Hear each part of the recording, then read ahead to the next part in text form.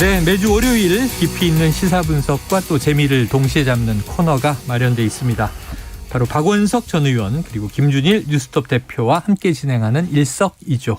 오늘도 두 분이 나와 계시네요. 어서 오십시오. 네, 안녕하십니까. 김준일 대표님 딱 들어오시자마자 위험수당을 요구하셨어요. 아니 전화 연결 말고 스튜디오 오는 사람은 이 비를 뚫고 지금 태풍을 뚫었는데 제가 너무 죄송한 마음이 드는 게 가급적 외출을 자제해달라 그러고 두 분에게는 또 외출을 요청드린 셈이 됐으니까 1,000원씩 더 주십시오. 네네. 전에 보니까 이 장해찬 그 청년재단 이사장은 전날에 KBS에 와서 주무신 경우가 있어요. 아, 그래요? 네네. 그러면 이제 위험수당 드리고 숙박료를 받고 그래서 그냥 이렇게 가름이 되는. 그래요. 1,000원 더 달라고 지금 위험수당 요구하신 거. 이 PD님 좀 참조해 주시고요. 네. 네. 이 PD님 좀 동공이 흔들리고 있어요. 알겠습니다. 비가 많이 옵니다. 지금 내일 종일 전국이 태풍 영향권입니다. 오늘 밤이 제일 위험하고. 보면은 이 2002년의 루사, 다음에 2003년의 매미.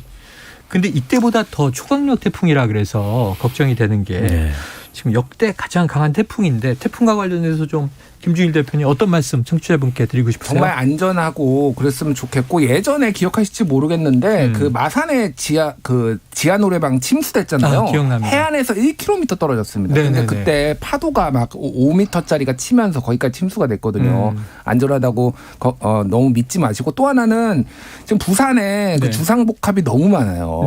거기가 강풍을 맞아가지고 그 유리창 지금 지난번 2년 전에도 다 깨졌거든요. 바로 앞에. ACT 건물들. 등등 해가지고 정말 그 근처에서는 정말 하셔야 될 것 같아요. 아까 부산 지역 연결하다 보니까 부산에 지하도로가 정말 많은데 푹 꺼져서 아주 낮은 지역이 있어서 침수돼서 차가 물에 잠겨 사망자가 나온 참변이 있었거든요. 맞아요. 비도 조심하셔야 되고 바람도 조심하셔야 되고 파도도 조심하셔야 됩니다. 박 의원님도 아니 얼마 전에 서울에 집중호우가 내려가지고 곳곳이 침수가 되고 또 이 반지하 참사 일어났잖아요. 이 재난이 가난해서 온다는 말이 있어요. 무엇보다 우리 이제 취약계층들 같은 경우에 정부가 미리미리 앞서서 경고하고 대비를 하고 있지만 언제 어디서 사고가 일어날 줄 모릅니다. 그래서 지난번 그 집중호우와 같은 불행한 일이 생기지 않도록 어쨌든 만전을 기했으면 좋겠고요. 정부가 일찍 중대본을 구성하고 여러 가지 이제 대비를 하고 있는데 아무튼 최악의 태풍이긴 합니다만 큰 피해 없이 지나갔으면 하는 바람입니다.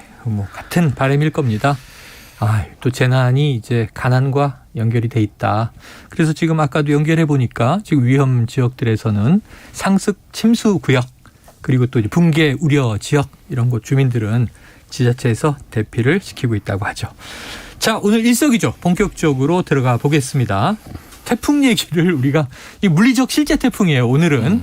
근데 그동안 퍼펙트 스톰 또는 태풍이 앞마당에 들어왔다. 경제 위기에서 이런 얘기 썼고 정치권 지금 갈등 얘기할 때마다 폭풍전야다. 이런 얘기 썼는데 지금 윤 대통령은 오늘 출근길 문답에서 태풍을 언급하면서 오늘은 태풍 관련 질문만 받겠다. 칼같이 선을 그었습니다. 그리고 조금 전 오후 1시 더불어민주당은 또 윤 대통령을 서울중앙지검에 고발했습니다. 김건희 여사 주가 조작 혐의 관련해서 이 윤 대통령이 공직선거법상 허위 사실을 공표했다. 자, 김 대표님, 이 대목은 어떻게 보셨어요? 그러니까 이건 수사는 할 수가 있지만은 기소를 할 수가 없는 거죠. 이 사안에 대해서는. 그건 민주당이 몰랐겠습니까? 법률 선수들이 다 있는데 쉽게 얘기를 하면은 지금 이재명 대표에 대한 그거는 이 수사는 탄압이다라는 거를 극적으로 좀 보여주기 위해서 그리고 똑같이 말로 선거 기간에 얘기를 했는데 누구는 다 무혐의 나고 누구는 다 기소하고 아직 기소는 안 했지만 기소는 예정 수준이라고 보면 이거는 말이 안 된다라고 하는 거죠. 지금 최근에 이제 기소가 관련해서 윤석열 대통령뿐만이 아니라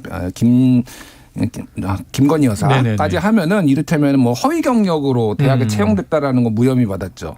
그리고 허위사실 공표 이거와 관련해서 지금 네네. 민주당이 고발을 했지만 이것도 무혐의 됐고요.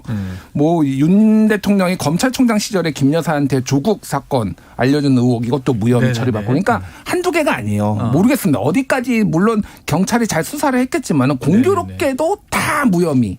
수사의 가치가 없다.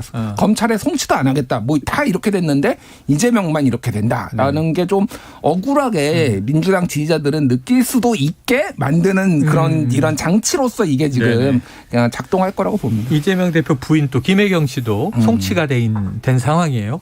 근데 이제 김준일 대표님 오셨으니까 이거 팩트 체크 좀 해주세요. 보도를 보면 검찰에 고발했다도 있고 서울중앙지검에 고발했다. 제가 지금 말씀드렸는데 이게 대통령은 고위공직자라서 공수처에 고발을 한다.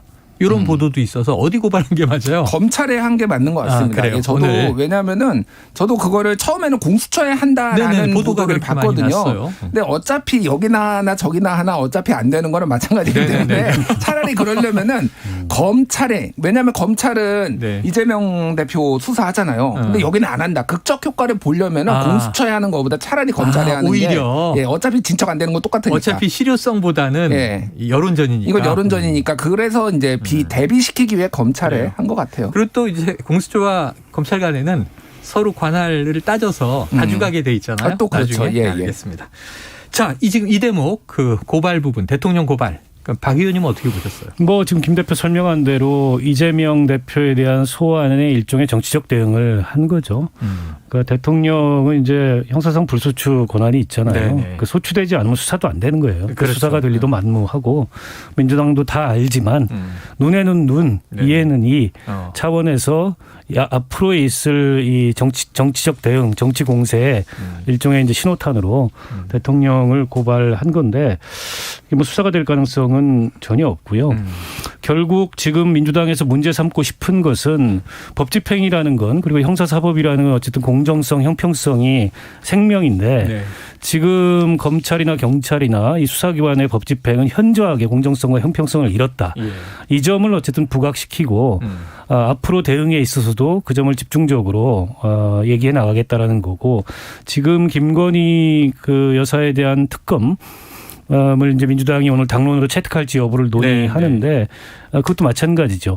지금 앞서 설명을 했지만 줄줄이 무혐의 나고 있지 않습니까? 경찰에서 무혐의하고 검찰에서 무혐의할 것으로 예상되고 근데 관련해서 정황적인 증거들은 있고 제대로 수사는 안 된 것 같고 당연히 사실은 민주당 입장에서는 법 집행의 형평성 문제를 제기하지 않을 수 없고 그런 차원에서 아마 공방이 계속되지 않을까 싶습니다. 공방이 계속될 것이다.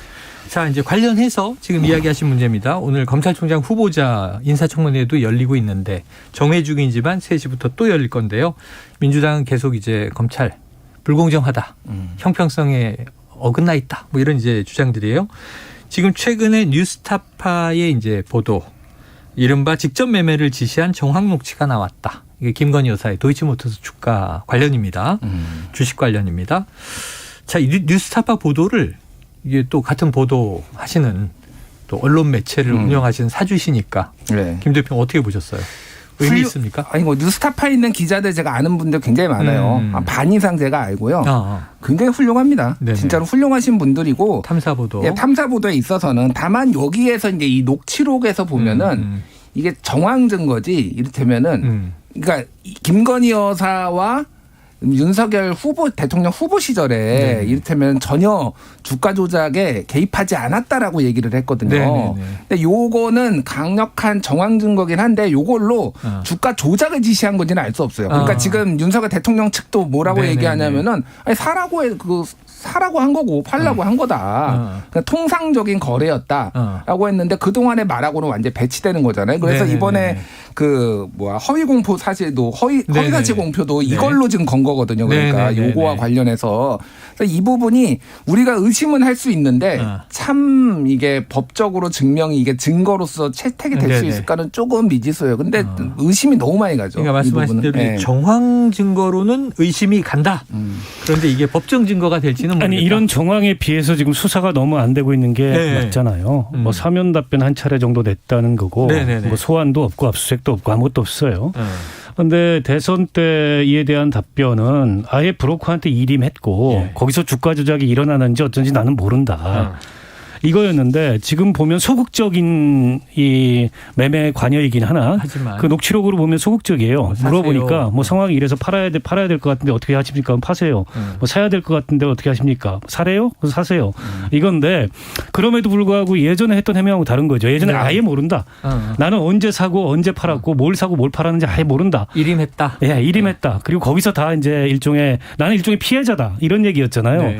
근데 지금 보면 그렇게만 주장할 수 없는 정황이 있기 때문에 그러면 이건 수사를 해서 증명을 해야 되고 네. 이 정황이 실제 범죄와 어느 정도 연관되는지를 판단을 해야 되는데 수사 의지가 없어요.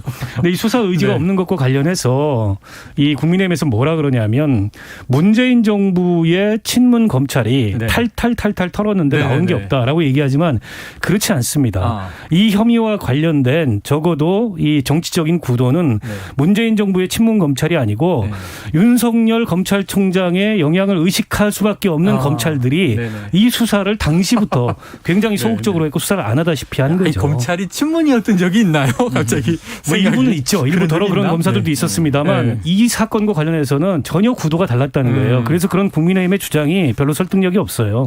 설득력이 없다. 자, 어쨌든 수사는 제대로 이루어지지 않았다. 이제 박 의원님의 이제 주장입니다. 어쨌거나 중요한 건 지금 내일이란 날짜가 지금 태풍도 좀 무사히 지나가길 우리가 기원하는 오늘 하루, 오늘 밤이 되겠습니다만 이재명 대표는 소환 통보일이 내일이에요. 예. 검찰에. 그래서 오늘 의총, 긴급 의총까지도 2시에 연다는 건데 자, 출석할까요? 안 할까요? 일단 팩트 체크를 하자면은 네. 소환은 법원이 하는 거라서 이거는 강제로 출석을 해야 되는 거거든요. 소환은 그러니까 소환은 아니고 저는 정확하게는 출석 요구를 출석 받을지, 요구? 예, 받을지 말지를 이제 그거는 검찰이 하는 거고 네네네. 안 할 수도 있어요. 네네네. 그러면은 체포영장이 나오겠죠. 만약에 안 그렇죠. 하면. 근데 이제 뭐 구인도 하고 9일이 네. 이제 공소시효. 공소시효기 네. 때문에 체포영장이 나올 가능성은 아예 없다라고 보시면 될 것 같아요. 그러니까 정치적 판단만 남았는데, 네. 그러니까 저는 제가 만약에 민주당 당직자라고 하면은 예, 나가지 말라고 할 것 같은데요. 도의적으로는 나가는 게 맞다. 이렇게 말씀드렸습니다. 왜 나가지 말아야 되냐면은 이게 나가는 순간 포토라인에 쓰는 거잖아요. 네, 그렇죠, 그렇죠. 이게 그러면은 자료 화면으로 한 달 동안 네. 한 달 동안 방송사들이 우려먹습니다, 이거를. 우려먹는다? 특히 보수 종편에서는 계속 이거 틀 거예요. 이거를 틀 거예요. 물론 네네. 줄줄이 앞으로도 기소될 가능성이 있는 사건들이 있으니까. 근데 그거는 그때 생각하면 되고 지금은 이거는 정무적으로는 사실 안 나가는 게 맞다. 추석 직전입니다. 예, 추석 직전이고 앞으로 한 달 동안 튼다니까요. 제가 말씀드리지만. 그러니까 안 나가는 게 맞는데 모르겠습니다. 그거는 이재명 대표의 판단이고 당에서도 그래서 이거 가지고 의견이 분분해요, 사실은. 김 대표님 방송을 너무 잘 알아서 그 관점에서 박 의원님은 어떤 입장이세요? 조금 고민스러울 것 같아요. 사실 이게 출석 요구까지 할 건이냐, 서면 조사로 끝낼 수도 있었던 것 아니냐. 물론 이제 검찰에서는 그래서 서면 질의를 보냈는데 성실하게 답변을 안 했고 심지어는 연락도 안 되더라. 그게 이제 전당대회 막판이었습니다. 연락도 안 된 게 일종의 이제 빌미가 돼서 출석 요구서까지 날라온 것 같은데, 근데 혐의 내용으로만 보면 저거는 설사 검찰이 조금 무리해서 기소를 하더라도 100만 원 이상의 형이 안 나올 것 같아요. 제가 보기엔. 왜냐하면 허위사실 공표에 있어서 가장 이제 이 핵심적으로 보는 거는 명백한 허위사실을 적시했냐라는 거거든요. 예를 들어 허위 학력, 허위 경력, 허위 재산 이런 거면 이제 명백한 허위사실이죠. 그런데 이건 성격이 좀 달라요. 일종의 국정감사에 나와서 의원이 한 질의에 대해서 자기 방어적 성격의 주장을 하는 거고 의견 개진을 한 거여서 협박이라고 느꼈다. 이게 적극적인 허위사실 공표냐, 그러니까 당선되거나 당선되게 할 목적으로 허위사실을 유포했거나 유포하도록 한 거냐, 그건 좀 아닌 것 같아요. 그렇게 본다면 굳이 여기서 어쨌든 법 집행에 불복하는 이미지를 줄 필요가 있어? 물론 정치적으로는 김 대표가 얘기한 것도 일리가 있어요. 그림 한 장면 건지려고 또 검찰이나 언론에서는 이런 걸 만들 수도 있는데, 근데 자칫 이게 이제 여론에서 이재명은 불복한다 이런 인상을 줄 수도 있잖아요. 더구나 제1야당 대표가 돼서. 그래서 그 사이에서 고민을 할 것 같아요. 최종적인 결정은 뭐 당론으로 한다기보다는 본인 스스로가 할 거고 오늘 의총에서 이걸 포함해서 특검 얘기를 하는 건 어쨌든 정치보복에 대해서 싸우자.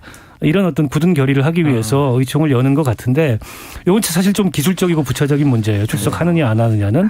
아니면 다시 한번 검찰에 공을 넘겨서 서면 내겠다 지금이라도 충실하게 9월 9일 이전에 이렇게 이제 입장을 정할 수도 있죠. 그런 가능성도 있습니다. 알겠습니다. 지금 김 대표님 말씀대로라면 또 박 의원님 말씀도 딱 출석을 할 때 딱 한마디만 해야 되겠네요. 명백한 정치 탄압입니다. 그리고 딱 들어가서 편집을 못하게. 근데 이재명 대표는 그럴 뿐이 아니에요. 한마디만 하실 분이 아니다? 한마디만 할 사람이 아닙니다. 또 이 얘기 저 얘기 하다가 이게 또 그러면 딱 이렇게 잘라가지고 또 나오거든요. 악마의 편집에 꺼리를 주게 된다? 예, 저는 그래서 안 나가는 게 정무적으로 이거는 그냥 내가 민주당 사람의 빙의가 돼서 말씀드린 거예요. 방송도 잘 알고 이재명 대표도 잘 알고 분석이에요. 자, 다음 이슈인데요. 먼저 육성을 듣고 와서 이야기를 이어가겠습니다. 양두구육이라는 사자성어 하나 참지 못해서 길길이 날뛰는 사람들은 공부할 만큼 했는데도 지성이 빈곤한 것이겠습니까? 아니면 각하가 방귀를 뀌는데 맞춰서 시원하겠다고 심기경수하겠다는 그런 사람들이겠습니까? 네, 자, 대구 시민들은 다시 한번 죽비를 들어야 한다. 권력자의 눈치만 보고 타성에 젖은 정치인들이 더 이상 대구를 대표해서는 안 된다. 아주 강한 얘기가 그냥 쏟아져 나왔습니다. 뭐 이준석 대표 목소리였는데요. 자, 박 의원님 어떻게 들으셨습니까? 총평 한번 해주시죠. 일단 이게 이제 어떤 메시지를 낼 때 시간, 장소, 뭐 또 어떤 그 맥락에서 내느냐 이게 굉장히 중요하다. 그 TPO를 기가 막히게 잘 맞추는 거죠. 잘 맞췄다. 일단 명절 연휴가 이번 주말부터인데 어쨌든 명절 밥상에 이준석을 올리겠다. 그것도 이준석과 윤석열을 VS로 올리겠다. 이 의도를 명확히 가진 거고 장소도 절묘합니다.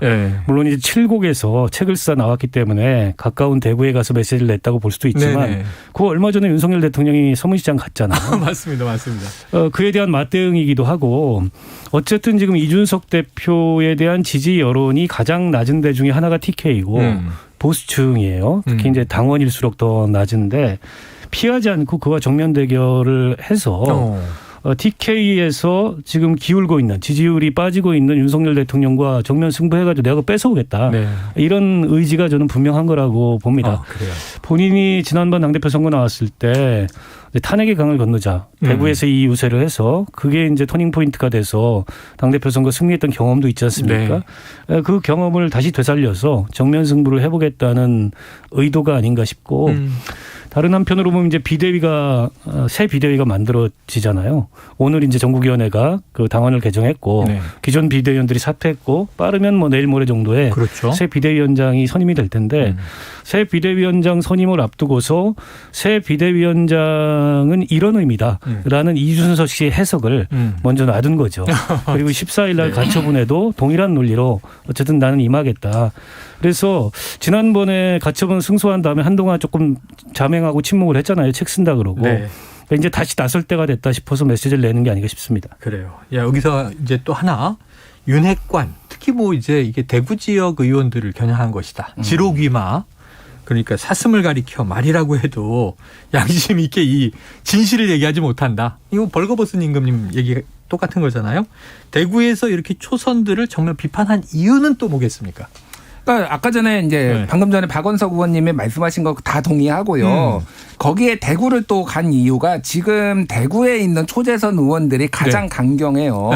그래서 뭐 윤초선, 윤재선 이런 네이밍도 막 있더라고요. 그래서 신윤핵관. 옛날에도 막 진박에 더 나가서 찐박 얘기할 때 대구 지역이 뭐 막 이름 딱 거론되는 분들 뭐 몇 명 있고 박수영 의원 등등 해가지고 막 있거든요. 상당수가 대구 경북에 있는 분들인 거죠. 그래서 이들이 이제 뭐 12명 그 배 상유시비 이순신 장군 배도 비유를 했더라고요. 12척의 배가 있는데 이들은 전쟁 나면은 다 뒤로 빠진다. 이 12척의 네. 대구 지역의 12명 의원을 뭐 얘기를 한 것 같아요. 야, 그래서 완전히 뒤집었네요, 원래 의미. 권력에 가장 이렇게 아부하는 사람들이 대구에 있기 때문에 대구가 바뀌어야 된다라는 네. 이제 얘기를 한 것 같습니다. 저는 이거를 이준석 대표가 이게 대구에서 한 요 기자회견은 뭘로 봤냐면은 네. 장기전으로 가는 거를 초석을 지금 삼겠다 이렇게 봤어요. 진지를 구축하는 겁니까? 진지전이에요. 지난 주말에 이준석계로 분류되는 김웅 의원이 네네. 국민의힘 바로 세우기 국바세라고 불리죠. 모임에 참석해서 이런 얘기를 했어요. 전당대회를 맞이해 진지를 만들고 아군을 만들어내서 우리가 당을 장악해야 된다. 뭐 이게 언론 보도로 나왔거든요. 이거는 뭐 아주 가까운 시일 내에는 불가능한 얘기입니다. 불가능한 얘기인데 지금 전체적으로 이준석 대표를 비롯해서 어떤 태도로 임하는지 장기전을 보는 거예요. 장기전을 보는 거예요. 그래서 저는 옛날 얘기를 좀 짧게 압축해서 하면은 이 보수 진영의 권력 투쟁이 여러 사례가 있었는데 근래에 있었던 친이 친박 빼고 더 거슬러 올라가면은 가장 대표적인 게 허주 김윤환. 이회창 총재하고 허주 김윤환의 권력 투쟁이 있었고요. 그거보다 더 거슬러 올라가면은 60의 황태자 박철원과 거산 김영삼의 권력 투쟁이 있었어요. 근데 이게 재밌는 게 뭐냐면은 80년대네요. 허주 김윤환은 이회창한테 맥없이 당했습니다. 근데 거산 YS는 결국은 윤핵관 그때 당시에 노핵관으로 불렸던 박철원을 이기고 황태자를 대통령까지 됐어요. 가장 중요한 차이가 뭐냐? 허주 김윤환은 킹메이커 원조 킹메이커거든요. 그렇죠. 노태우부터 김영삼까지 하고 이회창 총재도 만들었어요. 본인 세력이 없었어요. 그 사람은 대구 경북의 대표적 정치인이지만 세력이 없었지만은 YS는 세력이 있었어요. 결국은 그 세력을 등에 업고 이겨냈거든요. 지금 이준석 대표한테는 시간은 내 편이에요. 왜냐하면 이준석 대표가 지금 만 37세예요. 이 정권이 끝나도 만 42세입니다.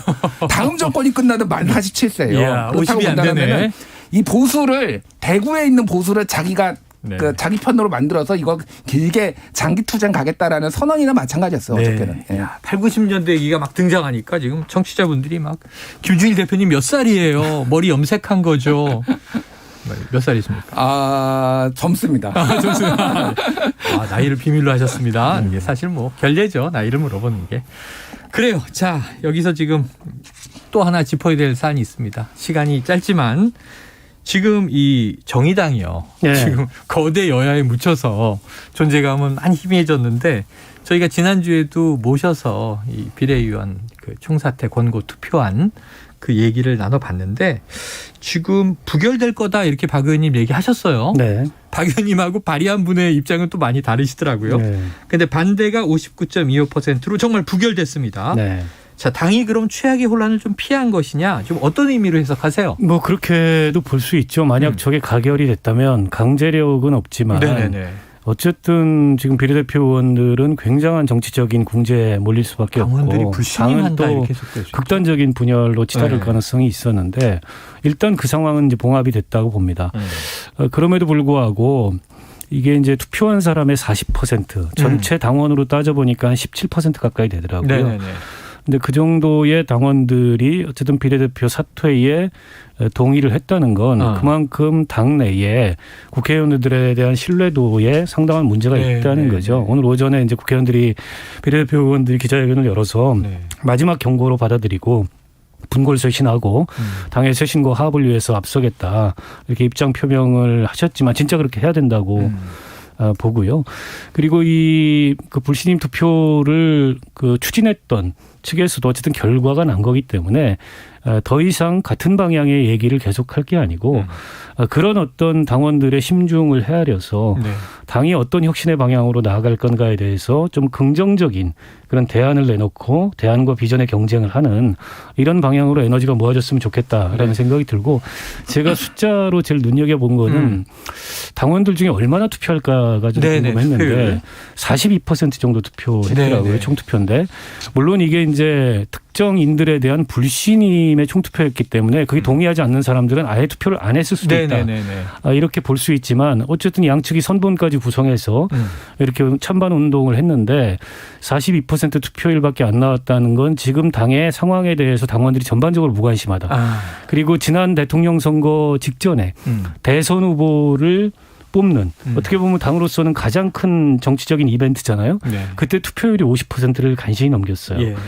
그래서 저는 그 이전에 제가 사무총장을 사퇴하면서 국민참여 경선과 같은 방식으로 이게 국민적 관심을 불러일으킬 수 있는 새로운 어쨌든 이 선거제도를 도입해서 대선을 좀 다르게 치러야 된다. 근데 그게 당이 수용이 안 됐고 당원들의 투표 오히려 참여 의욕이나 자부심을 떨어뜨린다 그런 방식은. 근데 결과적으로 후보를 선출하는 투표에 당원들이 50% 간신히 넘는 네, 정도밖에 네. 투표를 안 했거든요. 그래서 다음에 10월 말에 또 당직 선거가 예정이 네. 돼 있어요. 걱정스러운 거는 지금 상태로 봤을 때 물론 이제 중간에 대의원대회도 있고 재창당 뭐 비전이나 이런 것들 논의하겠지만 네. 얼마나 많은 당원들이 당의 미래에 대해서 뭔가 새로운 기대를 걸고 적극적인 당원으로서의 권리 행사에 나설지 그 점이 좀 굉장히 걱정됩니다. 야, 시간이 다 갔는데 김준일 대표님. 짧게 얘기할게요. 30초. 예, 짧게 코멘트 얘기할게요. 해주시죠. 바깥에서 박원석 의원님하고 얘기하는데 야 김준일 오늘 나 당대표 추대한다는 얘기 하지 마. 그러면서 추대를 전원이 해줘도 안 해라고 했거든요. 그러면서 지금 그런 얘기를 왜 얘기해버리셨네요. 굳이 바깥에서 먼저 합니까? 의도가 있다. 정의당이 헤쳐나가려면 박원석밖에 없다. 당원도 아니 김준일한테 무슨 얘기를 못 하겠습니까? 이분 정치인이네.